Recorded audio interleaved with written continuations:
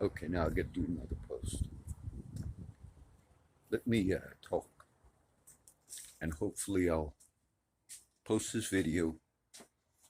And I was going to wait and add the links to the last video I made today to like the Sunday post. But now I got to do it, okay? Because of our region. Let me explain this again. Earlier today, I spoke about a situation that's taking place in Corpus Christi, Nueces County. And it had to do with the arrest of medical examiners and so forth.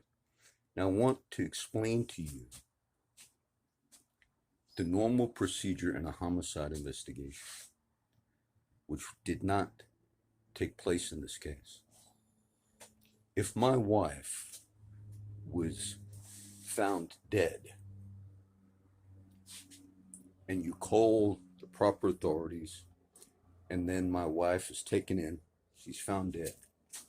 If a medical examiner rules my wife's death a homicide, I do not call and ask the police department or anybody what's going on. They tell you basically shut up and there's nothing.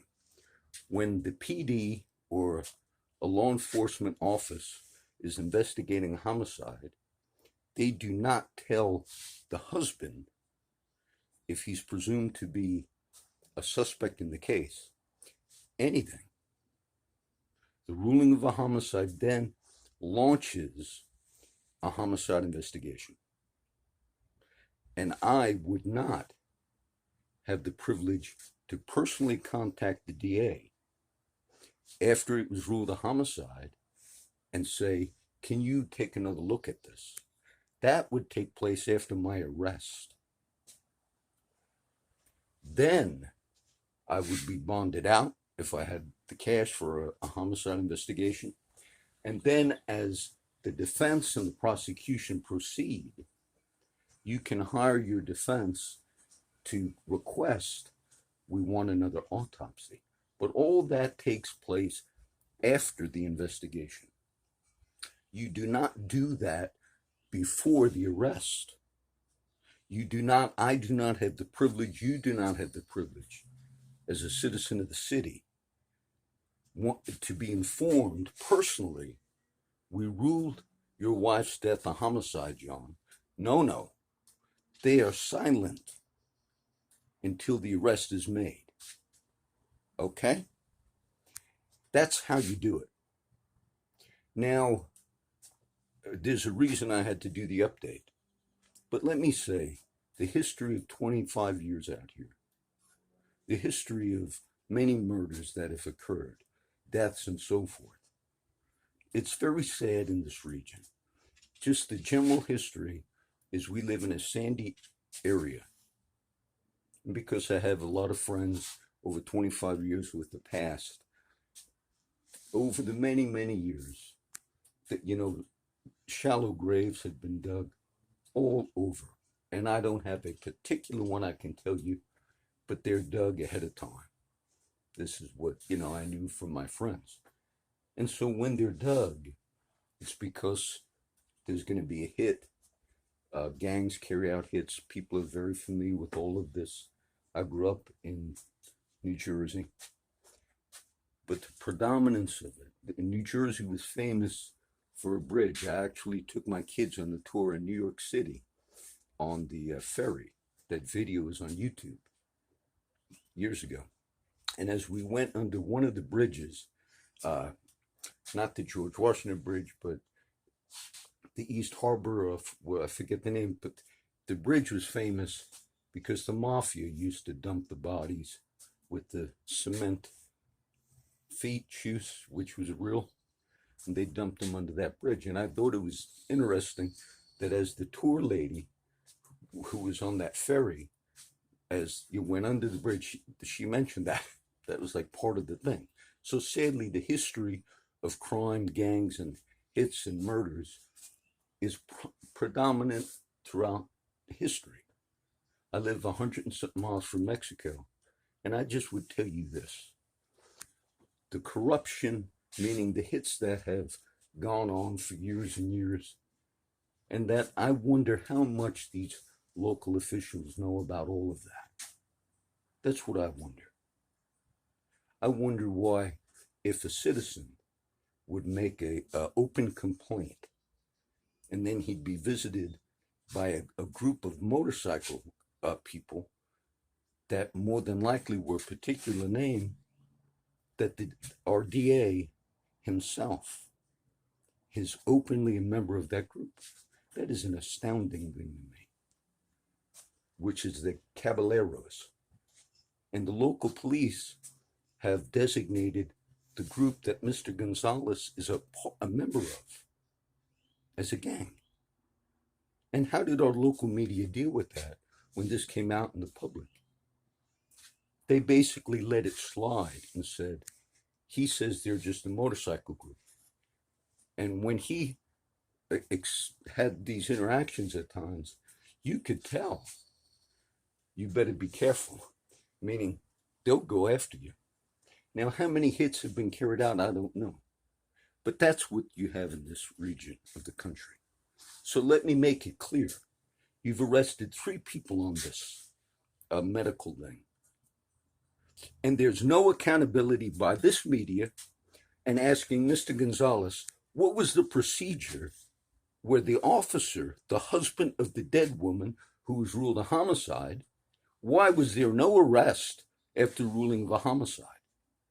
And who has the damn priority to personally be contacted and for the possible suspect to say, let's get another autopsy?